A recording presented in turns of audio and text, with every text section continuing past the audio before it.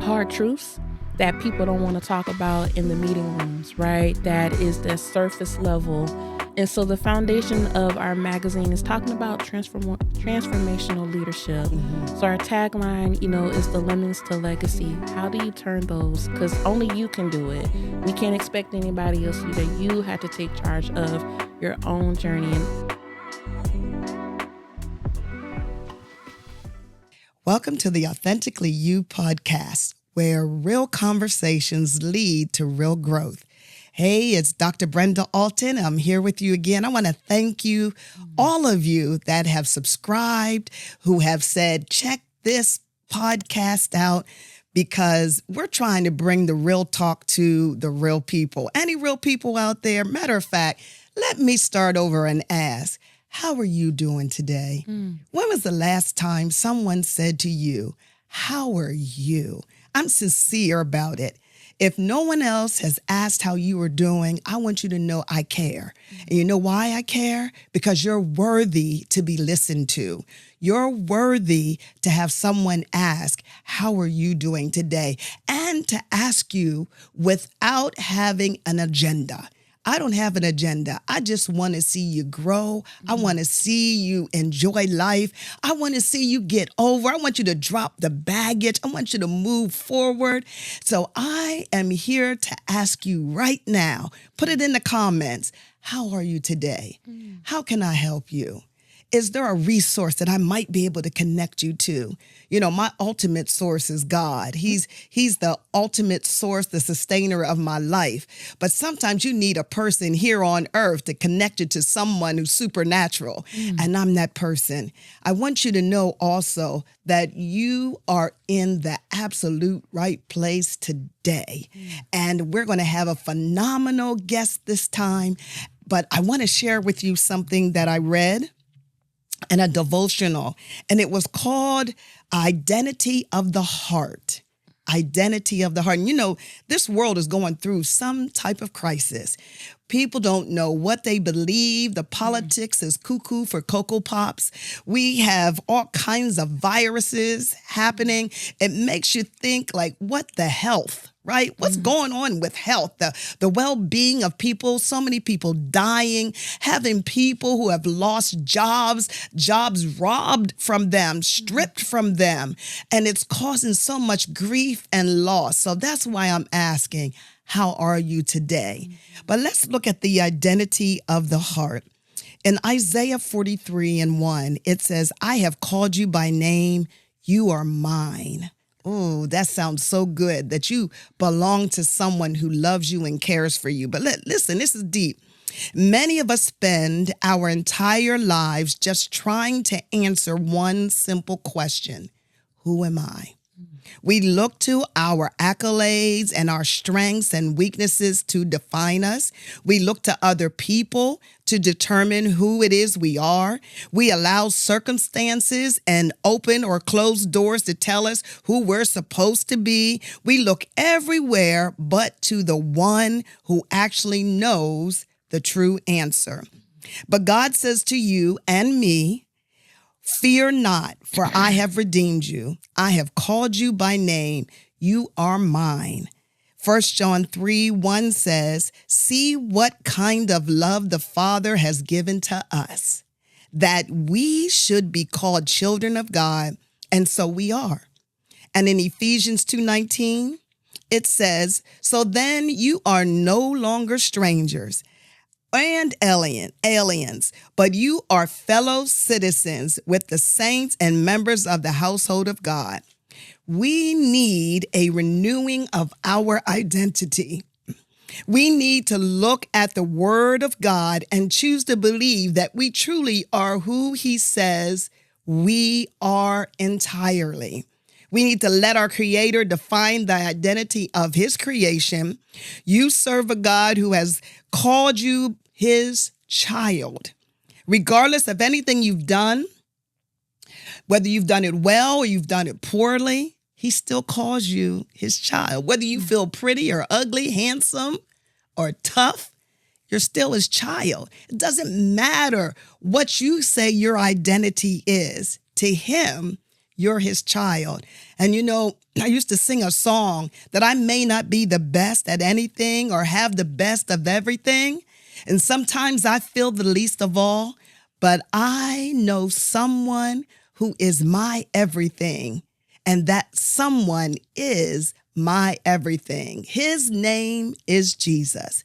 And so I don't know what your heart identity is today, but I want you to think about all those other places that have let you down. You've put all your effort in it. You've put all your heart in it, only to find yourself in a place still searching, who am I? Well, the answer is in the word. And I believe there's going to be some answers today as we pivot to our guest today. Now, let me tell you something about our guest. First of all, I was at my office and I was taking someone around, showing them this beautiful space at Collab Create. You know, if you haven't been here, you need to come to Collab Create. It's where it's happening. What do they call it? They say it's popping, right? And so as I was touring, there was this beautiful woman who was doing a photo shoot. She had all these beautiful lemons around, and girl, I felt that thing. It was like, who is she? I need to know her, right? It was that kind of move. And so Ivan and Paige, the owners of Collab Create, they're just such networkers. They're such loving people.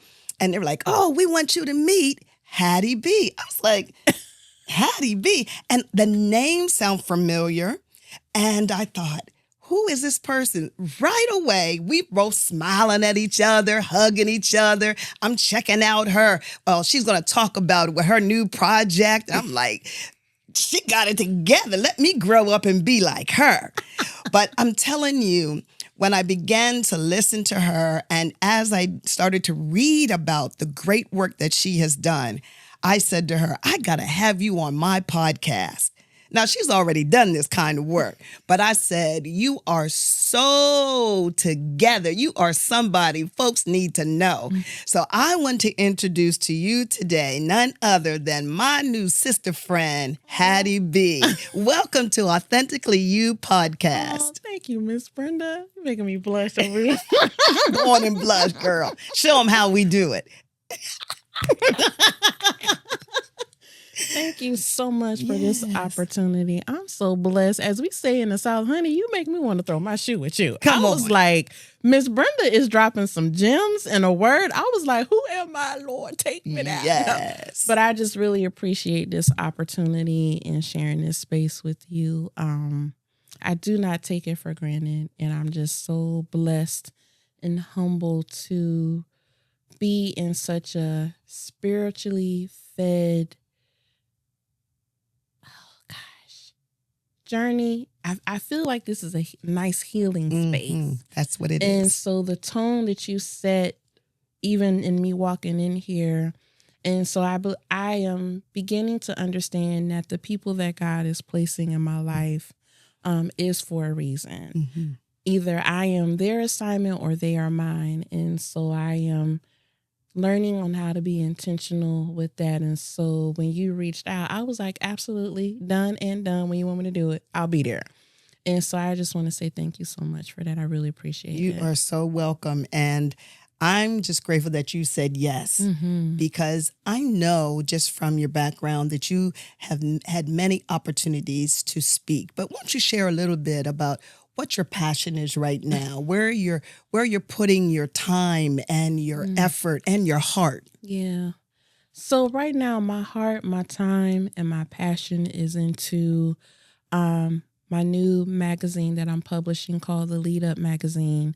It's for Bethea Publications. It's named after my late father, who will be celebrating, his passing on February 25th. And so I did this in conjunction with him, but I also this magazine is the residue of years of hurt, celebrations, acknowledgement, but pain as a woman of color, working in corporate, being an entrepreneur. And I just really felt that it was important for people like myself and others to have a safe platform where they could speak their truth without retaliation and being able to talk to the things, to that inner child sometimes, but also from the young to the old generations, and letting people know that having credentials doesn't define you as a leader. Talk about it. It is how you stand in the gap for your people. It is how you take accountability, but it's also how you show up authentically you. Like I did that wordplay there. Yes, you did. But it is how you show up for your people. And I'm a huge believer of leading in love. And that is, to listen, to be open, to be vulnerable, but also to be educating and embracing at the same time. Because I can't teach you how to lead if I don't even know how to lead myself. I can't teach you how to love if I don't even love myself. And so in me establishing the Lead Up magazine, it was from a place to where we have a value cycle where we talk about what do you break, what do you build, and who do you become. So breaking away from the narratives and the labels that people try to put upon you due to their own insecurities or their lack of culture competency, and the list goes on. But taking those narratives and pivoting to rebuilding yourself and understanding that you are a child of God and who you are becoming is the leader that God called you to be in the beginning. And so I just want people to be able to pick up this magazine, if it's in a salon, barbershop, university, and be like, wow, reading a story, like that's me.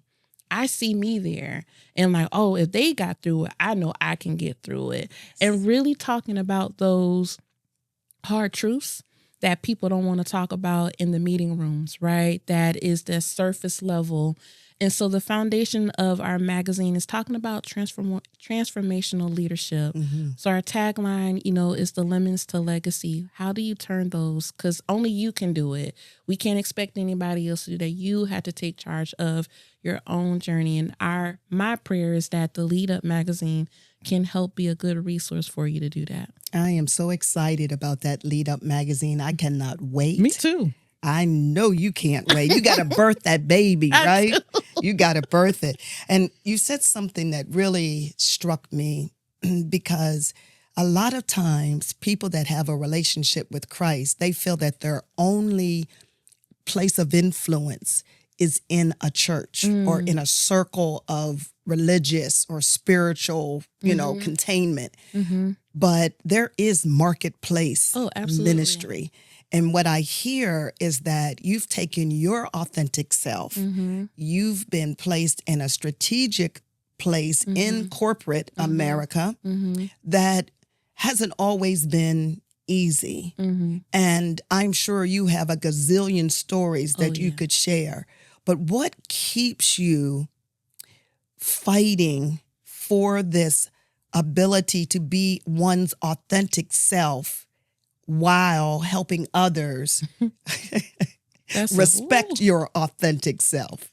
Ooh, now Ms. Brenda, how much time we got for today? Because that is a very loaded question, and a good question, because a lot of times we talk about the struggle, but we don't talk about what happens when we get to the other side. There you go. And for me, it is my faith. But I will be transparent with you. My relationship with God just got stronger over the past couple of years. Because when my father passed away, I was so angry with him. I was just like, you couldn't take nobody else, bro? Like, why Speak truth. I was like, why you had to take my dad? Like, you look at the world. Yes. You have plenty of pickings. Choose them. Yes. Why him? But then I realized that, from a spiritual perspective, that it was my father completed his assignment here. And knowing like he was such an amazing example of what it meant to be a good leader. My dad was a selfless leader to where he put everybody before him. He had boundaries. Yes. But God came first. My mom came second. And then we came third. Now, didn't nobody come over his wife. But I just realized that, having to go through such a hard trauma and grieving process, and still in that process, I realized that, okay, God, I need you, and I can't do this work by myself. And in addition to him, my circles of trust is like no other. I love my village. When I talking about people holding you accountable and calling you to the carpet and letting you know, like, sis, your slip is showing. You need to pick it up. Yes. Or if you can't pick it up, how can I pick it up for you? Yes. And so through that, but also really coming to terms with who Hattie was. Because I didn't know, I was trying to conform and be somebody that I wasn't. I was trying to fit in places that was not deserving of me. And so once I got over that and I realized, like, Hattie, you are that girl. Like, why are you worried about anybody else? And I can't say, do I feel like that every day? No. Right. But most days I do. And so I just learned to walk in my truth with that. And we talked earlier about accountability. Yes. You know, that was a struggle for me because pride was very strong, and it still is in certain relationships. But I realized, like, okay, if God can bring me to it, he can also bring me through it. Yeah. And I'm like, all right, I call him Big Homie Jesus. I'm like, all right, Big J, I'm gonna need you to come through, sir, because we got things that we need to do. And so with him understanding who I am and having a strong village beside me is what has gotten me through those hard times. And it has allowed me to allow my cup to be filled because I'm that type of person. I'm the strong friend of the group. And so I'm always worried about everybody else. And so one of my prayer was like, Lord, I just need you to give me people who's going to see me, who's going to value me, but who's also going to help elevate me in the assignment that you have for me. And so when my cup is empty, he always sends somebody, be like, hey, just checking on you. What's going on? How's your heart posture? You talked about heart identity, Yes. but it's like, how's your heart posture? And I'm like, girl, my heart is weak right now. Yeah. Or I'll say, like, my flesh is fleshing. And so, but I'm comfortable enough because they provided that safe space for me to do that. So honestly, without them, and, you know, my mom, bless her heart, she's still here. How she pours into me is unmatched. There's nothing like a mother's love. Absolutely. And she may not understand all the things that I do. And her thing is like, you need to sleep, you need to rest. But she's understanding that she's being able to see my calling, and my calling is people. And I love making sure that people just have a platform to be themselves, because I just realized for so long I wasn't. And now looking back, I get saddened by it because I'm like, man, Hattie, you were, and you are still awesome. And, you know, but we have to go through these trials and tribulations to figure out who we are. And I just always want to make sure that I continue to walk this walk that God has provided me, but also just walk it transparently as much as possible. Well, thank you so much for sharing all of that. And, you know, I give you my sincere condolences. I know that it's a year coming up, and that's tough. And often what we don't realize is that our worst day is our loved one's best day. Yeah. Because they get relieved from all of that pain, all of the tragedy that's happened, and yet we still have this vacuum in our life. And so I understand that, and I will certainly keep you in my prayers. This is a really tough time. And so that's why I'm like, what the health, right? What is going on? How can we continue to move forward in our kingdom assignments and still remain healthy, still walk in who we are? And as you shared, it takes a tribe, and you have to have the right tribe. Oh, yeah. I've shared so many times when I've spoken at other places that at certain periods in your life, you really need to audit your circle. If you don't audit your circle, anything can creep in. Absolutely. And then, as you said, you can go to certain people and receive that refreshing, your cup being refilled. But if you don't have the right people in your circle, they're like leeches. They just suck the life out of you. They bring nothing to you. They bring problems. They lay it on you. They're not even cognizant that you just told them, hey, it's a hard day. Absolutely. Well, listen, I have this going on. No, right now, as someone that leans in and is really a true tribe person in your life, you will stop everything just to listen to that person and to make sure that they're okay.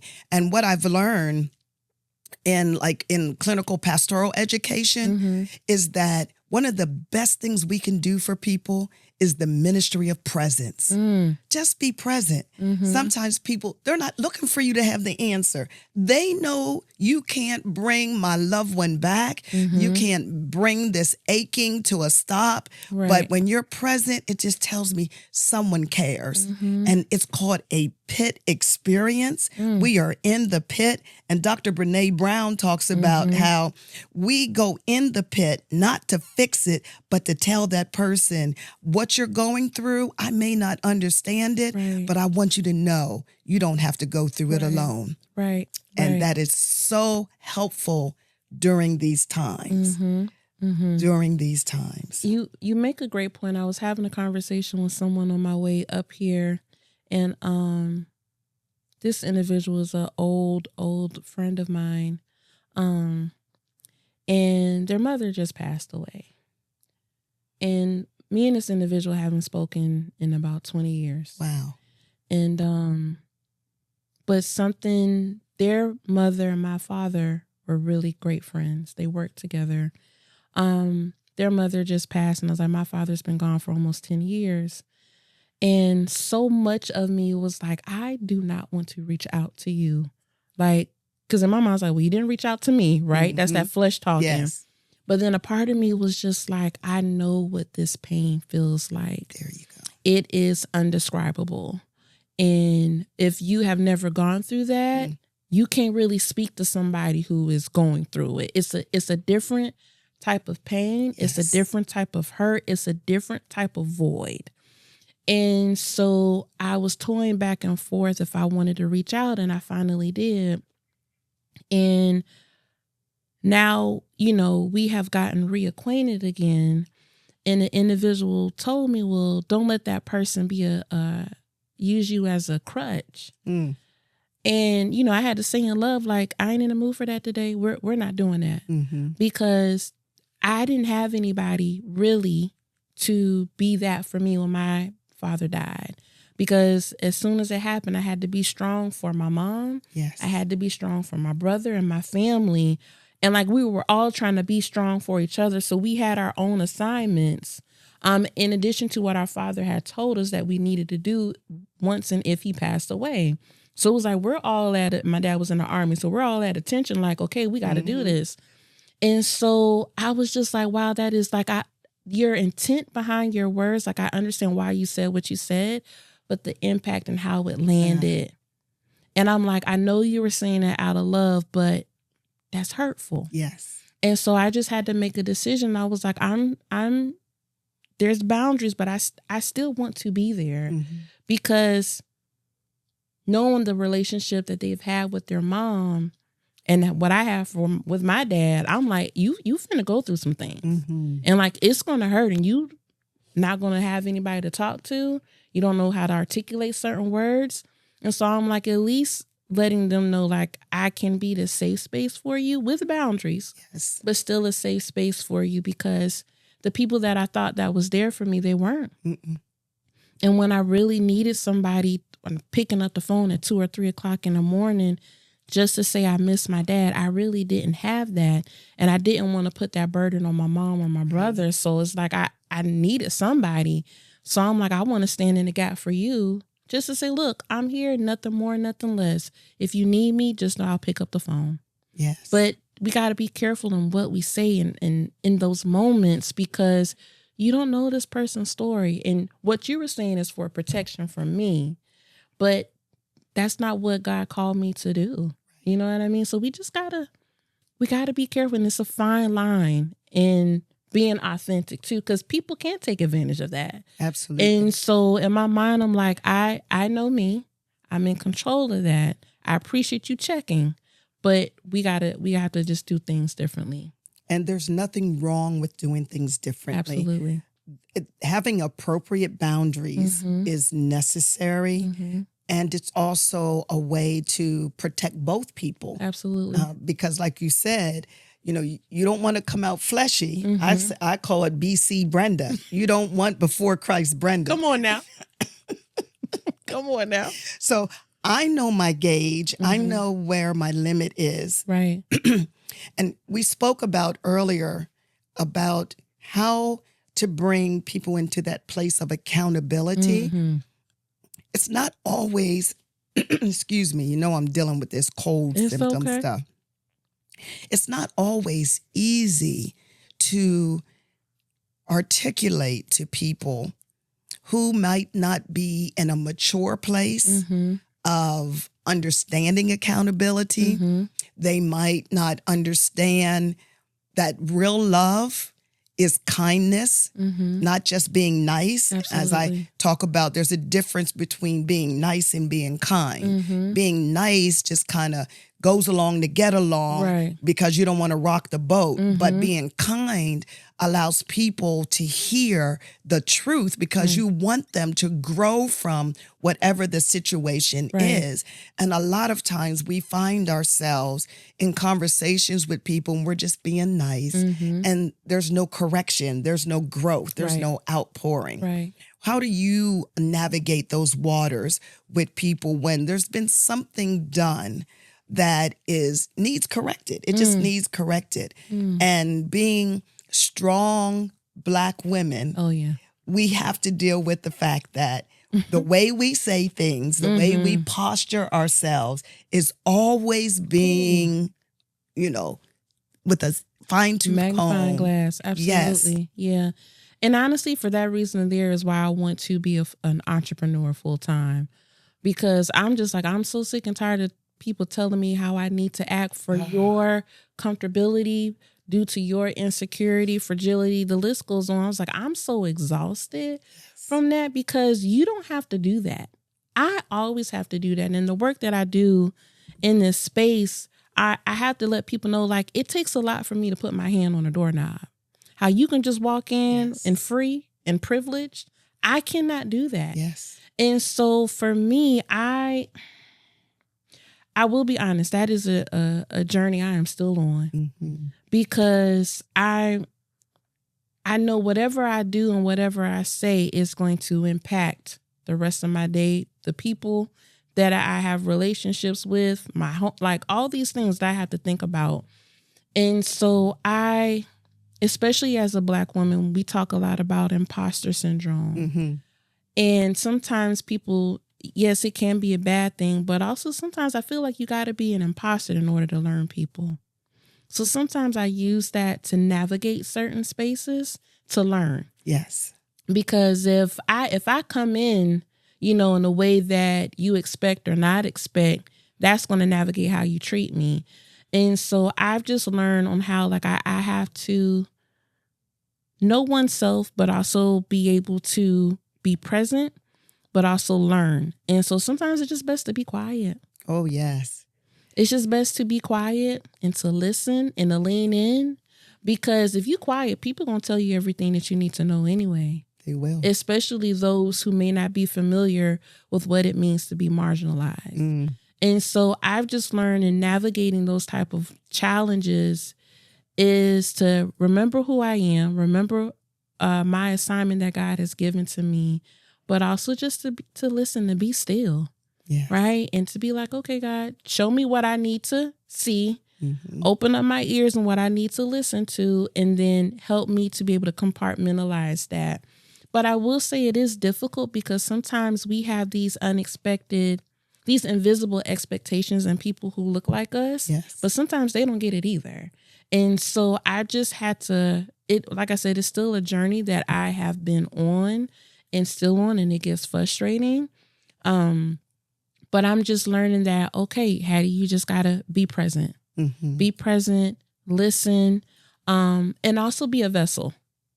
Because I know as a Black woman, there's so many people that I am carrying with me that I have no idea who I'm carrying. Right. There's so many people who look up to me that I have no idea about. My dad, he used to call me Condoleezza. I used to hate it. I'm like, first of all, I was like, Dad, I'm not doing no politics.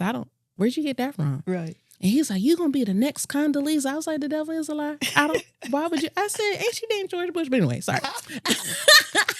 But I was just like, sir, why would you say that? And he started calling me that. I want to say like, maybe my 11th or 12th grade year. And it wasn't until I got older And I started doing public speaking, which he made me take. I fought him tooth and nail on that class. He was like, you either taking public speaking or you come back home. I said, well, public speaking it is, sir. Yes. I was like, but now I understand the why. Because of her strength and all that she had to put up with and navigate. And even in that system, right? And the backlash that she got and the rumors and the labels that people were putting upon her. And the weight that she was carrying that we could not see, I was like, I see it now. And so now when I reminisce with my mom about that, I call it the peacock syndrome. I stick my chest out because I'm like, yeah, I am Condoleezza. I said, because that woman dealt with so much, right? Just as a Black woman, period. Yeah. And the other identities that she carried with her. And so I cherish those conversations because those conversations help me to navigate the things that I need to, I call them the waves of uncertainty. But I can't lie, it is a struggle because sometimes I want to pull up. Yes, absolutely. And sometimes I have to call the village like, who's with me? Where you at? Because I need you to come through right now. It's like I get off at 5:00. I said, okay.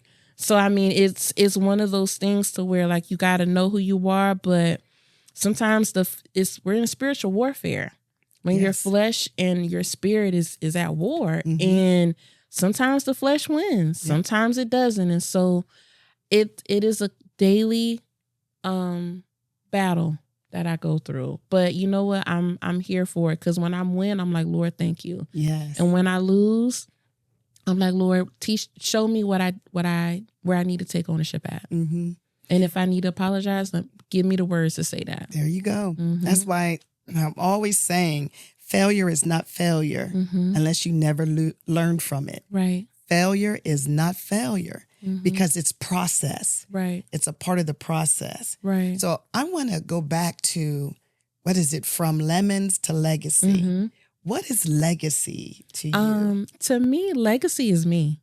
Legacy is you coming out on the other side. Legacy is the example that you are for those who are still in that self-doubt stage. We're still trying to figure out who they are, what is their purpose here on life. And we talk about, from pressure to purpose, because that's when you start going through things and understanding and being able to reflect like, I remember where I was in 25 and look how you are in 26. Yeah. That is your legacy. Your legacy is you coming out on the other side. You might have some battle scars, but those battle scars are your testimony. And so for this magazine, like the lemons are like the lessons we had to learn, the lessons that fueled us in motivating and me doing this magazine and me wanting to be a full-time entrepreneur, but also just my legacy as a Black woman from the southern parts of Alabama. Like that is who I am. Yes. And so my legacy is also my walk. Right? It's how I treat people. It's how I make people feel. It's how I hold space for individuals. But it's most importantly, like how I love me. And so I had to learn that first too, because I would put everybody else before myself. And as you are building a legacy, you are going to have to figure out you as a priority and then what comes next. And so my legacy is me. It's Hattie B. Yeah, I love that. You know what's so funny also, I never mentioned before, just full transparency. When I was born, my father wanted to name me Hattie because his mother's name was Hattie. And my mom said no. Oh, Lord. And I thought, boy, if my name would have been Hattie, I probably wouldn't have been Hattie B. I would have been Hattie M. Hattie Marie. A lot of people call me Hattie Mae, and my mom was like, because I used to hate my name. And I was like, Mom, I want to be named Heather or Haley. And then I realized when I got into first grade, I was like, everybody's name is Heather and Haley. And then when I told her I didn't like my name, I didn't realize the damage I was doing to my mom because my name is legacy. I'm named after my grandmother and my great grandmother. And she said, well, do you want to be named Hattie or Clinietta? I said, well, who is Clinietta? She said, well, you was going to be named after your father. I said, I'll take Hattie for 200 still. Like, we're good. You ain't even got to. We're good. I said, I'm good with Hattie B. And so, but yeah, but it took me a long time to even love my name. Yeah. Because I was like, why would you give me this old lady's name? I was like, Mom, why would you do that? She said, your name holds power. There you go. And I was like, okay. And people don't realize, as we talked about identity of the heart, there's an identity that comes with your name. Oh, yeah. And Brenda is an old name. But, you know, I've been in circles. Well, at my church, there were 4 of us at one time, which was quite unusual. But it holds, names have power. They do. And even in scripture, names were chosen because of what it meant. And so when we can understand what our name means, it helps us to walk in who we are. Before we were in our mother's womb, it helps us to walk out, because legacy allows us, people think of legacy as what I'm going to leave behind after I go. But I like how you stated that legacy are the steps that I'm taking. Every step I'm taking is leaving a legacy. There's some little girl, some little boy, some older woman, man that's watching us. And we're leaving legacy with every step. And so it's important for us to know who we are and to walk it out and to be fearless with it. We can feel the fear, but do it anyhow, because we know we have embraced who we are. And some people won't get you. It's okay. Just keep being you.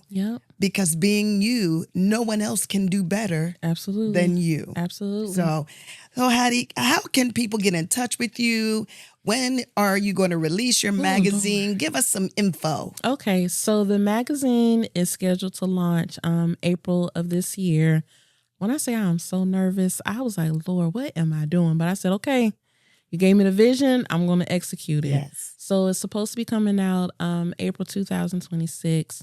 It's going to be digital and print, more so digital because the print is expensive. So I'm like, Lord, I'm going to need you to bless us with some coins there. But also find me on Instagram, Tea with Hattie B, also at the Lead Up Mag. Catch me on LinkedIn at Hattie B. Matt Carter. You can also catch me on YouTube at the Lead Up Mend. I'm going to start getting back in my own podcast pretty soon. And my first podcast was Tea with Hattie B. We just stirring the truth, not pouring shade, something like that. Love it. But I'm in the community. I love Lancaster. I love when I come to Harrisburg. But I am really trying to position this magazine to where it is accessible for everybody. And so that's where you can find me. And me coming up to collab create, I said Paige and Ivan gonna get tired of me because I'm like, hello, I am here again. Thank you.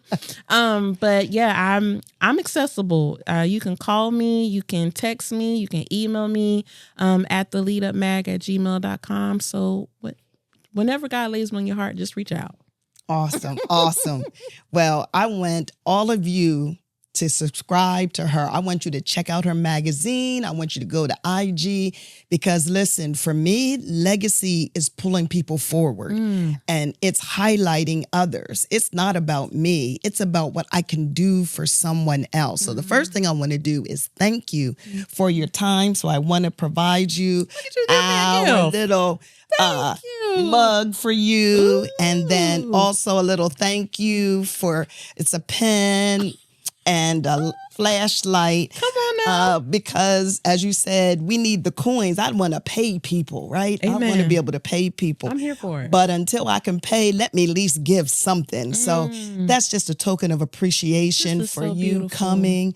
And that when you look at that, you'll think of me and maybe Hattie and Brenda will have tea sometime. Come on now. You better clock it, Miss Brenda. Without pouring shade. Clock it. Clock it. Thank you so much. Thank you so much. And to all of you that are listening, please subscribe, like, and share. We want you to help build this, not because we're trying to be something that we're not, but because we're being who we are, authentically you. Also, we want you to know that you can support this podcast by going to our website, brendaalton.com. Also, you can go to Facebook You can go to our IG page, and I'm on Cash App, Brenda Alton, or BAM Ministries. You can also go to Venmo. You can go to Zelle. Listen, whatever way that we can pay, we have access to it. And it's important for us to support one another. When we do, we help each other grow. Also, I want to share that we are going to be releasing soon the Authentically You books journal. So I have the Blessing of Being Authentically You, which will be a year old in March. But we're going to have a journal that's coming out. So for those of you that want to have the companion journal, please just go to my website and we will have that for you. Also, I want to leave you with this, that the greatest person you can be is you. Be authentically you. Thank you. And until next time, stay gold.